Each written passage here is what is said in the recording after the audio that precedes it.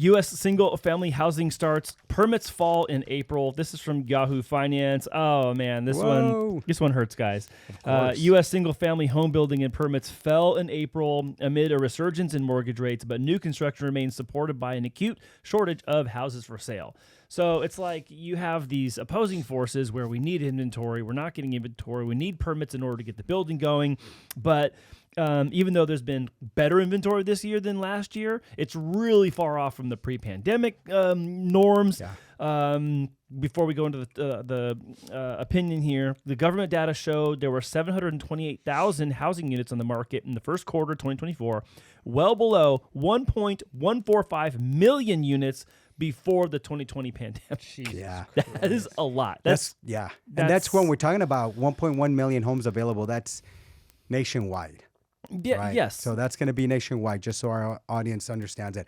I don't remember even 2024 hitting 700 and change. But I guess this is data they have. I don't know. I didn't check and see on that. But all I know is we've been way under the 500,000 mark for a while. Yeah, it was significantly down. I mean, even this is much better, but the rate of home permits that's needed to catch back up to what the demand is, we're still really far behind. And we're going to stay way behind.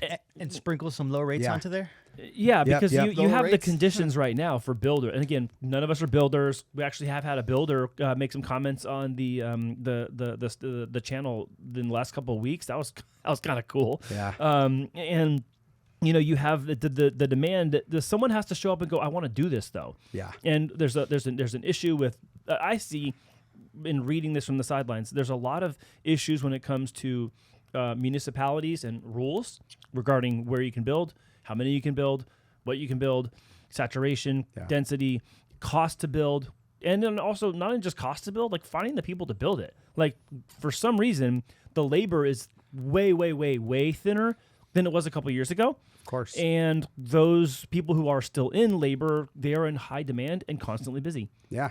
And let's not forget, interest rates always have, it's going to cause builders to just get some discouraged. Yeah. We have higher interest rates. Profits are lower. Yeah, profits are lower. And then now we're starting to see all this. Your home's got to go green. Right?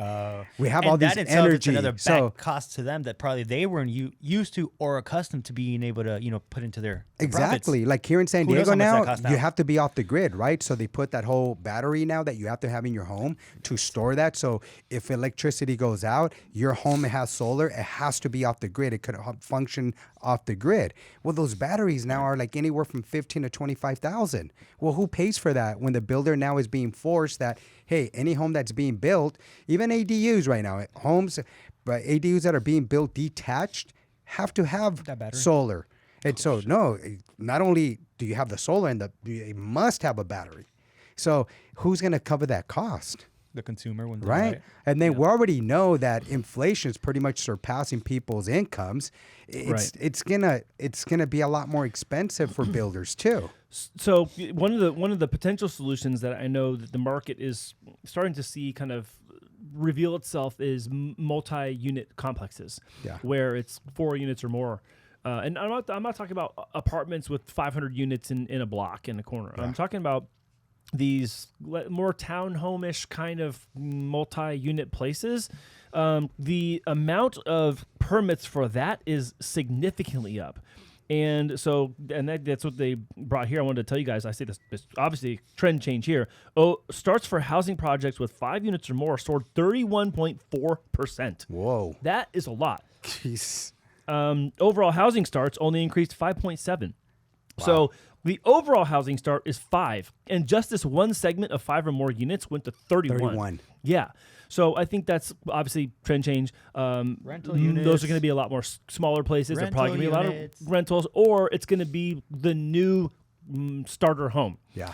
In San Diego, we've been talking about the starter home is going to be the ADU, or it's going to be the condo or something small, a studio, a flat. But I think this multi-unit thing is really where people are going to find themselves away in the market. Yeah. Builders are doing, because you build one structure with 5 different doors, Yeah. It's a bigger building. There's more overhead and cost, but if you can keep your margins in place, there's maybe more cash at the end than building 5 separate homes. Absolutely. So obviously there's math in this. There's strategy in business, of course, but I